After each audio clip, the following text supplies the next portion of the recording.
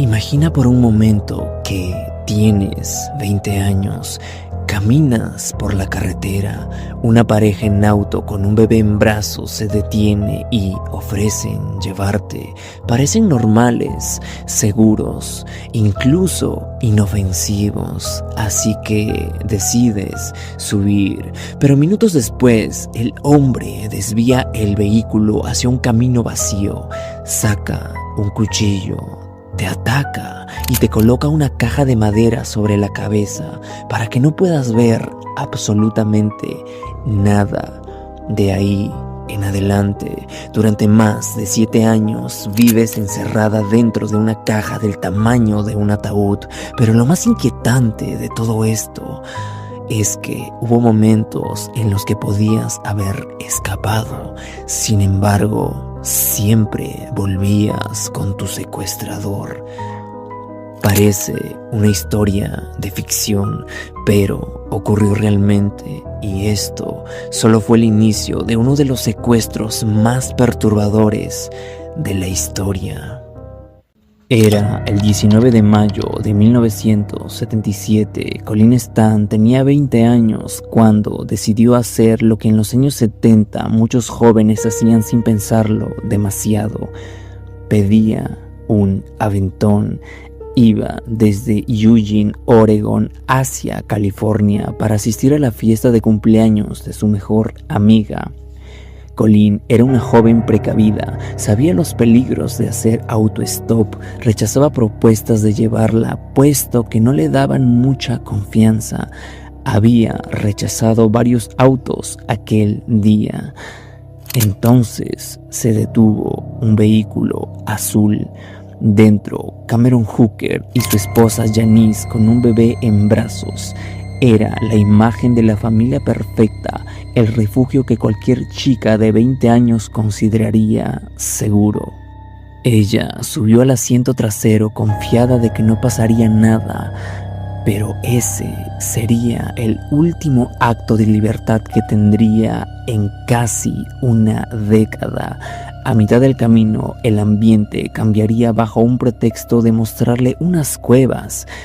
Cameron Hooker se desvió hacia una zona apartada y lo que para Colin eran personas de confianza, en menos de un segundo cambiaría aquella creencia.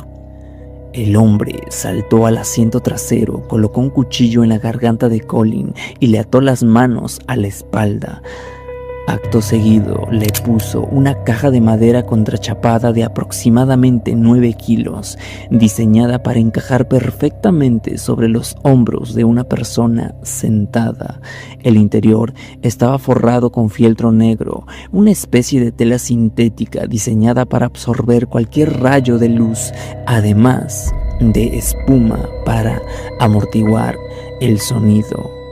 Una vez que Cameron le puso la caja sobre la cabeza y la cerró, la joven quedó en una oscuridad absoluta y un silencio sepulcral. No sabía hacia dónde iba, cuánto tiempo pasaba, ni qué estaba ocurriendo a su alrededor. Esto causó una desorientación inmediata. Al no poder ver ni oír, el cerebro de Colin entró en un estado de shock y sumisión. Cuando el auto se detuvo en la casa de los Hooker en la 224 de Oak Street, la pesadilla de Colin Stan dejó de ser un secuestro y se convirtió en una deshumanización total. Al bajarla del vehículo, todavía con la pesada caja bloqueando sus sentidos, fue conducida directamente al sótano. Allí, Cameron no perdería el tiempo. La desnudó, la colgó de las vigas del techo por las muñecas y la azotó repetidamente con un látigo de cuero. Fue una iniciación sádica diseñada para que ella entendiera desde la primera hora que su cuerpo ya no le pertenecía. Estuvo bajo esta rutina durante semanas, tanto que Cameron pudo modificar un pequeño espacio debajo de las escaleras del sótano donde pensaba tenerla encerrada el resto de sus días. Sin embargo, él sabía que la fuerza física no sería suficiente. Él quería retenerla para siempre. Para eso necesitaba algo más, algo igual de macabro. Entonces usaría un ancla psicológica. A las pocas semanas de la llegada comenzó a sembrar la semilla de la paranoia.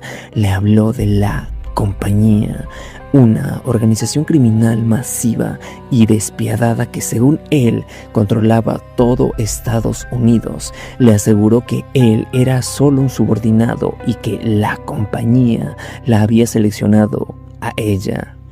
Pero para que la mentira fuera impenetrable, Cameron falsificaba documentos con sellos oficiales, simulaba llamadas telefónicas con supuestos agentes y le mostraba recortes de noticias sobre asesinatos sin resolver, afirmando que eran obra de la organización por desobediencia. Tras meses de tortura y aislamiento, con la voluntad de Colleen completamente quebrada, Cameron le presentaría un contrato de esclavitud. En este documento, redactado con un lenguaje frío y perturbador, Colleen renunciaba a su libertad y aceptaba ser su posesión de por vida, bajo la amenaza de que si no firmaba, la compañía iría a masacrar a su familia. Colleen estampó su firma sin dudarlo. En ese momento entregó no solo su cuerpo, sino también una completa sumisión mental a aquel sujeto. Con el contrato firmado, la manipulación del horror se perfeccionaría. Al poco tiempo, en abril del mismo año, la familia Hooker se mudaría a su nuevo hogar en Pershing Road, llevándose con ellos a Colleen, que, para infortunio de ella, esta nueva casa no tenía un sótano. Los esposos Hooker dormían sobre una cama de agua. En aquella época, esta era un símbolo de lujo. No tenía un colchón normal, sino una bolsa gigante de vinilo llena con cientos de litros de agua. Debido a su enorme peso, estas camas necesitaban una base de madera maciza y cerrada, con un cajón gigante debajo para no colapsar. Cameron, aprovechando sus habilidades como carpintero, modificó aquella base, dejando un espacio para meter ahí lo que para Colleen se convertiría en su prisión definitiva. Hizo una caja de madera del tamaño de un ataúd, diseñada para encajar milimétricamente en la base debajo de la cama de agua donde él y su esposa Janice pasaban cada noche. El horror era tanto físico como psicológico. Cada noche, Colleen era obligada a meterse en esa caja y Cameron cerraba la tapa. Ella pasaba las horas en total oscuridad, sintiendo sobre su cabeza el peso de los cientos de litros de agua y, lo más perturbador, el peso de sus propios captores. Mientras ella apenas podía respirar en ese espacio asfixiante, escuchaba a pocos centímetros cómo los Hooker dormían, conversaban o incluso tenían relaciones sexuales justo encima de ella. El sonido del agua moviéndose con cada gesto de sus secuestradores era un recordatorio constante de que mientras ellos disfrutaban de la comodidad de su hogar, ella estaba siendo enterrada viva en una completa oscuridad, sin saber si tenía los ojos abiertos o cerrados, con apenas movimientos, sin poder sentarse, sin poder estirar los brazos. Noche tras noche, incluso habría días donde hubiese pasado hasta 23 horas consecutivas ahí abajo, con el peso de sus propios verdugos asfixiándola. Todo esto durante más de 7 años. Solo la sacaban de esa tumba de madera para 3 cosas: ser abusada, ser sometida a sesiones de descargas eléctricas o para realizar tareas domésticas. Lo más aterrador es que mientras ella cocinaba para la familia o cuidaba a las hijas de los Hooker, su mente estaba tan aterrorizada por la compañía que ni siquiera consideraba correr hacia la puerta. Estaba tan convencida de que agentes invisibles la encañonaban desde la oscuridad. Con el paso de los años, las paredes de la caja de madera comenzarían a abrirse, pero las de la mente de Colleen se cerraban aún más. A medida que Cameron Hooker se sentía más seguro de su dominio, empezó a otorgarle a Colleen una libertad. A partir de 1981, Colleen ya no pasaba todo el día encerrada. Se le permitía salir a correr por el vecindario completamente sola, sin supervisión. Empezó a trabajar como camarera en un motel cercano, donde manejaba hasta dinero, hablaba con extraños y tenía acceso a teléfonos y transporte. Incluso se encargaba de cuidar a las hijas pequeñas de los Hooker, moviéndose por la casa como un miembro más de una familia profundamente disfuncional.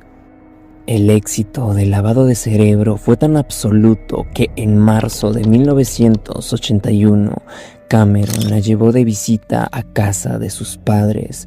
Durante 24 horas, Colleen volvió a su antiguo mundo, comió con su familia y durmió en su vieja habitación. A pesar de tener a su padre a pocos metros y de estar lejos del látigo de Cameron, Colleen no se quebró. Inventó una historia sobre un novio llamado Mike y una vida normal en otra ciudad. Cuando llegaría el momento de partir, se despidió de su madre con un beso y subió al auto de su captor por voluntad propia. Mientras el vehículo se alejaba, Colleen sentía el alivio de haber salvado a su familia un día más, sin saber que la organización que tanto temía no era más que un guión de terror escrito por el hombre que conducía el auto. Todo apuntaba a que este bucle de tortura se mantendría indefinidamente. Sin embargo, algo se desmoronó. No fue por un error de Cameron, ni tampoco por voluntad de Colleen, sino por el miedo de Janice. Para entenderlo, debemos mirar a la mujer que sostenía al bebé en el auto. Janice se casó con Cameron Hooker en 1975, cuando ella apenas tenía 15 años. Desde el inicio, Cameron la manipuló, confesándole que tenía impulsos sádicos que no podía controlar. Le propuso un trato perverso si ella le ayudaba a conseguir una esclava para sus fantasías. Él le juraría fidelidad eterna.